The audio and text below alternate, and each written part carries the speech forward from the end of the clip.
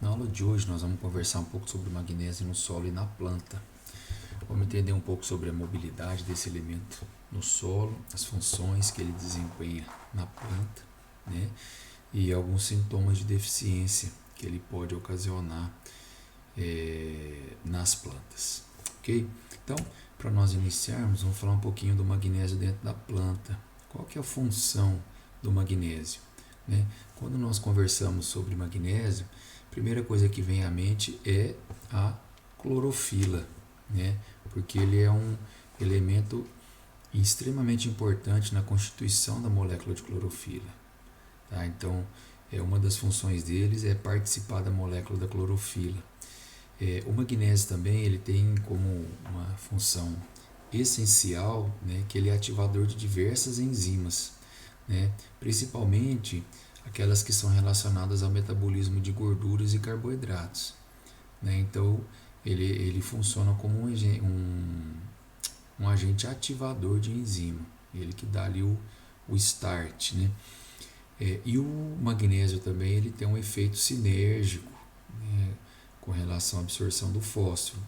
Então ele atua como um carregador de fósforo dentro da planta. Quanto mais magnésio, mais fósforo a planta consegue absorver, tá? Então são algumas das funções, né? Ativador enzimático, constituição da molécula de clorofila e contribui na absorção de fósforo, tá?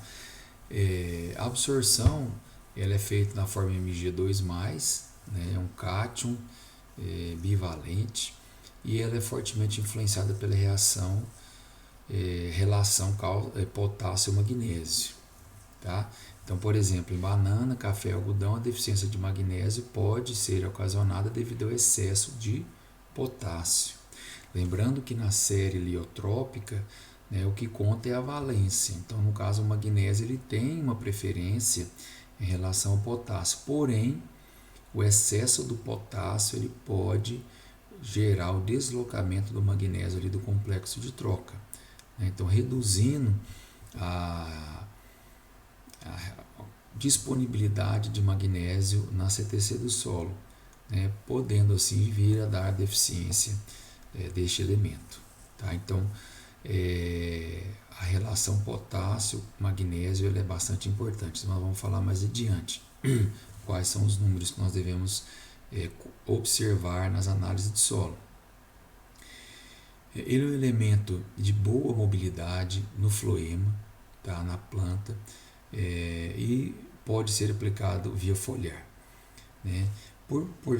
Porém, por ser um macronutriente, nem toda a quantidade necessitada pela planta ela pode ser absorvida pela folha, né? Então, o importante é que a folha seja um complemento da adubação via solo, né? Geralmente, o magnésio ele é fornecido através do calcário, né?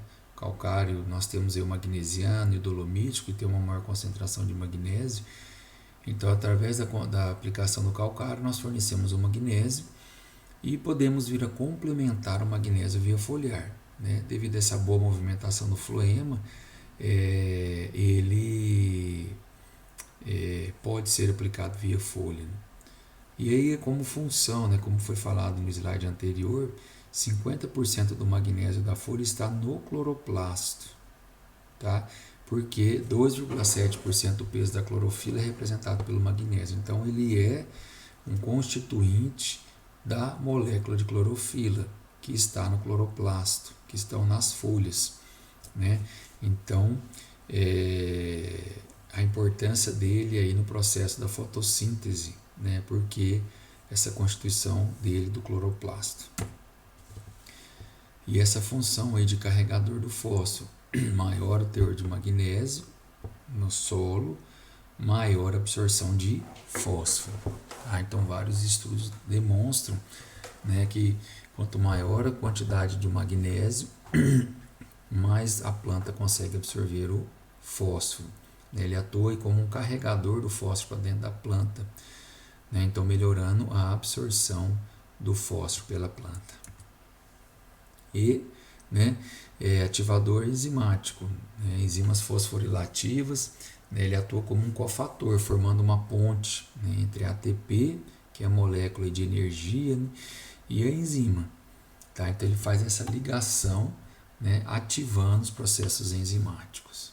Tá? Então é muito importante, né, essa função do magnésio. Então, clorofila, carregador de fósforo, né, do fósforo dentro da planta e ativador enzimático. Bom, teor de magnésio no solo. Para a maioria das culturas, né, o teor em torno aí de 0,5 acima centimol carga é o teor considerado adequado. Né? Hoje se trabalha com teores mais elevados, né, acima de 1 centimol carga por decímetro cúbico. Quando esse teor for menor do que 5 milimol ou 0,5 centimol, né, nós devemos utilizar um calcário com mais magnésio, que é o calcário dolomítico, que tem mais de 12% de óxido de magnésio. Tá? Quando esse teor for maior, né, nós podemos optar pelo calcário calcítico, que tem um menor teor de magnésio. Porém, a escolha do calcário, né, é bom ressaltar, não está unicamente, não depende unicamente do teor de magnésio. Né? Além do teor de magnésio, nós devemos considerar o teor de cálcio no solo, porque a relação cálcio-magnésio é muito importante também, né? Porque culturas igual oleaginosas, as leguminosas, que precisam ter uma faixa mais ampla de cálcio-magnésio, de 8 a 10 para 1. Né? Se eu tenho uma faixa muito estreita, 3 para 1, 2 para 1, 2 de cálcio para 1 de magnésio, isso vai comprometer, né, a absorção do próprio magnésio e o desenvolvimento da cultura. Tá? Lembrando que o cálcio tem preferência lá na célula heliotrópica. Tá? Bom, algumas culturas mais exigentes, né, como a batata, banana, né, café, os citros, o algodão, né, nós trabalhamos aí com valores superiores a 0,8 centimol carga por decímetro cúbico. Tá? Então, lembrando que na tabela da quinta aproximação, no capítulo 5, nós temos os teores de magnésio para classificarmos, né, a disponibilidade dele no complexo de troca do solo. Exigência, né, do magnésio pelas culturas. Para muitos cereais, é uma relação muito estreita, de 3 para 1, por exemplo, milho, sorgo, arroz. Nós trabalhamos com uma relação muito próxima de magnésio e cálcio, tá? Cálcio para magnésio. No caso do açúcar, né, ou culturas que acumulam amido, como o caso da batata, no caso da cana-de-açúcar, no caso que acumula açúcar, né, a relação cálcio-magnésio é 2 de cálcio para 1 de magnésio. Tá? É uma relação mais estreita. Quando nós trabalhamos para culturas fibras, igual ao algodão, nós temos uma quantidade maior de magnésio em relação ao cálcio. Tá? Então é importante, né, trabalhar aí com essas relações de acordo com a demanda da cultura, né? Porque a cultura demanda mais magnésio do que o cálcio. Tá? Perdão, pessoal, na verdade a cultura demanda mais cálcio, né, por conta da constituição das fibras do que magnésio.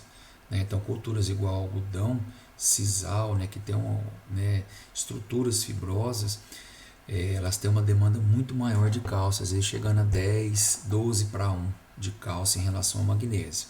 Tá? Então, o teor de cálcio mais elevado do que o magnésio, bem mais elevado. No caso da leguminosa, nós trabalhamos aí de 8, 6 para 1, né, de cálcio para magnésio. Então, conforme a exigência de magnésio ou de cálcio pela cultura, que nós trabalhamos essa relação. Então, no caso das culturas de cereais, de torno de 2 a 3 para 1, né, leguminosas 6 até 8 para 1 de cálcio para magnésio, e cultura de fibras, né, igual algodão, que demanda uma grande quantidade de cálcio. Nós temos aí às vezes 12 para 1 de cálcio para magnésio. Então, é importante na análise do solo, né, observarmos qual que é a relação, né, de cálcio para magnésio, e também a participação desse elemento na CTC do solo. E aqui estão algumas plantas exigentes, né, que tem maior exigência em cálcio, em magnésio. No caso, o fumo tem uma maior demanda de magnésio do que do próprio cálcio, né? Abacaxi, algodão, tomate, tá? Então, culturas que têm uma maior ou uma grande demanda de magnésio, né? No caso do fumo, é uma maior demanda de magnésio que cálcio. As demais culturas têm uma maior demanda de cálcio, porém, são bastante exigentes no magnésio. Alguns sintomas de deficiência que podemos identificar do magnésio nas plantas, no caso do fumo, a queda na qualidade das folhas, né? Então deixa as folhas mais murchas, né? Perda de elasticidade, coloração irregular, né? Lembrando que no caso do fumo, a folha é o produto desejado, não é o fruto, né? Mas sim a folha. No café, promove a clorose internerval das folhas mais velhas, tá? Além da queda excessiva de folhas. Então, como ele atua aí na clorofila, né, que está lá no cloroplasto, a deficiência de magnésio vai gerar essa clorose internerval. Então, entre as nervuras, e como ele tem uma boa mobilidade no floema, há uma redistribuição dentro da planta muito fácil. Então, os sintomas de deficiência iniciam nas folhas mais velhas. No algodão, promove o vermelhão do algodoeiro, né, coloração vermelho-púrpura entre as nervuras das folhas mais velhas. Em algumas frutíferas, como no caso da bananeira, há uma coloração mais azulada nas folhas e principalmente na nervura principal. Tá? Então, são alguns sintomas de deficiência do magnésio. Então, devido à boa mobilidade, sintomas nas folhas mais velhas, e ele inicia com essa clorose internerval, né, podendo em sintomas, né, mais severos, promover a queda das folhas, né, e também podendo promover ou provocar a morte das pontos de crescimento, né, em algumas culturas promovendo aí até o perfilhamento, tá, por conta da morte do meristema apical, né, os pontos de crescimento, estimula aí a brotação lateral. Então aí algumas imagens mostrando o vermelhão do algodoeiro, né? Então isso é deficiência do magnésio, clorose internerval, então a gente vê as nervuras mais verdes, né? E a clorose, né? Isso se deve à deficiência do magnésio e ocorre, né, primeiramente nas folhas mais velhas, tá? Então que seria a folha mais velha, né? E aqui seria a folha mais nova. Então, o vermelhão aí do algodoeiro, né, um sintoma bastante característico, né, nas áreas de cultivo de algodão, né, e esse vermelhão que a gente vê aqui, uma cor mais púrpura, nas folhas mais velhas, se deve à deficiência do magnésio. Na cultura do café, a gente pode ver aqui as folhas mais velhas, né, clorose internerval, diminui também, né, o comprimento das folhas, o tamanho dela, porque não há essa expansão celular. Então, isso, deficiência do magnésio. A gente pode ver aqui nas folhas mais velhas, né, já a clorose internerval. Tá? No caso da bananeira, então a gente vê aqui a folha mais velha, né, inicia aí com esse amarelecimento, né, e podendo progredir até, como mostra aqui, o amarelecimento, podendo progredir a necrose, caso não seja suprimida, né, essa deficiência. Tá? Então, folhas mais velhas, amarelecimento. Um comparativo aí com o cálcio, né, que nós vimos nas aulas anteriores. Bom, com relação à mobilidade na planta, o magnésio tem uma boa mobilidade, o cálcio já tem uma baixa mobilidade. Sintomas de deficiência, né, devido à baixa mobilidade no cálcio, ocorre primeiramente nas folhas mais novas, o magnésio nas folhas mais velhas, porque há uma translocação, né. Retenção no solo, o cálcio é retido em maior quantidade do que o magnésio, por conta do raio iônico hidratado, que é menor no cálcio, e maior quantidade, né, lá no complexo de troca. O cálcio tem uma maior quantidade do que o magnésio. Tá? Então, um comparativo aqui dos dois elementos. Lembrando, o magnésio então é bastante móvel e o cálcio é pouco móvel. Fatores que afetam, né, a disponibilidade do cálcio e magnésio na solução do solo. O primeiro fator é a quantidade de cálcio e magnésio. Porque lembrando, quando é feita a prática da calagem ou adubação com cálcio e magnésio, o cálcio ele vai para a solução do solo, da solução do solo ele vai para o complexo de troca, CTC. Depois da CTC, ele vai sendo restituído para a solução do solo, à medida que a planta vai absorvendo esse elemento. Então, quanto maior a quantidade do cálcio e magnésio no solo, maior a sua disponibilidade. Por quê? Porque a gente satura ali a CTC com cálcio e magnésio e depois vai restituindo para a solução do solo gradativamente. Tá?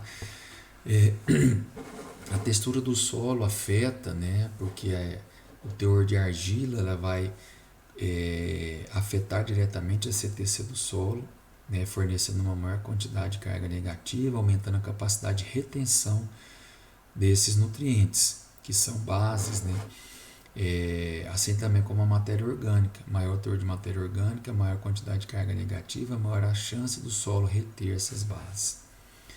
pH do solo, porque o pH afeta diretamente a quantidade de carga negativa. Maior o pH, maior a quantidade de carga negativa, dependente de pH. Maior a capacidade de o solo reter cálcio e magnésio. Então, fazemos a calagem, neutralizamos o alumínio e parte do hidrogênio, liberando assim as cargas negativas. Essas cargas serão ocupadas posteriormente pelo cálcio e magnésio. Então, esses são os fatores que afetam a disponibilidade, a quantidade, textura e teor de matéria orgânica e pH do solo. O equilíbrio iônico, outro fator que afeta a disponibilidade do cálcio e magnésio. Então, lembrando da célula heliotrópica, o cálcio tem preferência em relação ao magnésio, tem preferência em relação ao potássio. Tá? Então, no caso aí das gramíneas, o que nós procuramos trabalhar? 9 de cálcio para 3 de magnésio para 1 de potássio. Então, relação cálcio-magnésio, 3 para 1. Na relação magnésio e potássio, 3 para 1. Já culturas igual às leguminosas, igual a soja, chegamos a trabalhar com 25, 5 e 1. Então, 5 para 1, cálcio-magnésio, 5 para 1, magnésio-potássio. Tá? Então, esse equilíbrio iônico ele é muito importante e afeta a disponibilidade. Então, se eu tenho um solo que tem uma grande quantidade de potássio, e às vezes essa relação está 1 para 1, esse potássio vai promover o deslocamento do magnésio, do complexo de troca para a solução do solo, deixando ele mais vulnerável ao processo de lixiviação. Se eu tenho uma grande quantidade de magnésio, ou por exemplo, 1 de magnésio para 1 de cálcio, isso vai acontecer também, o magnésio vai forçar o deslocamento do cálcio, tá? Deixando ele mais também suscetível ao processo de lixiviação. Então, o equilíbrio iônico é muito importante. Em média, o que são valores desejados para nós trabalharmos das bases em relação a CTC pH7? Então, o caso do potássio, de 3 a 5% da CTC pH7 esteja ocupado pelo potássio. No caso do magnésio, de 10 a 15%. E no caso do cálcio, de 40 a 45%. Então, essa é uma relação de equilíbrio, que nós devemos considerar no manejo da fertilidade do solo. Quanto de cada base deve estar ocupando a CTC pH7. Então, se o solo tem uma CTC pH7 de 10 centimol carga por decímetro cúbico, até 4,5 centimol carga é de cálcio, até 1,5 de magnésio e até 5 de potássio. Então, tem que trabalhar com essa relação. Ou algo algo próximo desses valores. Então, aqui, sintomas de deficiência, a gente vê aí calcário dolomítico aplicado, e é onde não foi aplicado, então retarda o crescimento, não só o magnésio, mas o cálcio também, devido a não né, correção da acidez do solo, né, isso limita o crescimento. Então, grande concentração de alumínio, que pode ser tóxico e limita o crescimento da cultura. E aqui a movimentação do calcário, né? E lembrando que o calcário ele é fonte principal hoje na agricultura, fonte de cálcio e magnésio. Então, quando aplicado em cobertura no sistema de plantio direto, ao longo do tempo ele vai promovendo essa, né, movimentação vertical do cálcio e do magnésio. Tá? Então a gente vê o cálcio e o magnésio corrigindo mais significativamente o pH nas camadas mais superficial, mas também chega a corrigir o pH nas camadas mais profundas. A menor quantidade, mas há uma correção. Lembrando que esse estudo, o calcário não foi incorporado, foi aplicado na superfície, foi sendo incorporado de forma natural. Vemos aqui também, né, relação semelhante, porém inversa, do alumínio trocável. Foi reduzindo o teor do alumínio à medida que se aumentava reduzindo o teor de alumínio nas camadas mais superficiais, mas houve também uma redução nas camadas mais profundas. Tá? Então a gente vê aqui 60 a 80, em torno de 4, né, milimol carga de alumínio, onde não se aplicou, e onde se aplicou, né, a gente vê aí 2 milimol carga. Então mostrando a ação do calcário mesmo em camadas mais profundas, em áreas onde não há incorporação do corretivo.